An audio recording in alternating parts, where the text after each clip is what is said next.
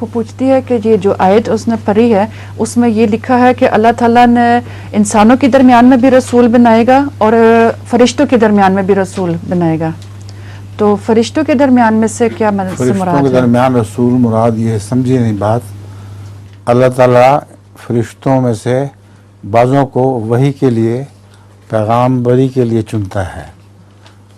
حضرت جبرائیل اس کام کے چوٹی کے سردار تھے، ان کے ذریعے وحی نازل ہوتی تھی۔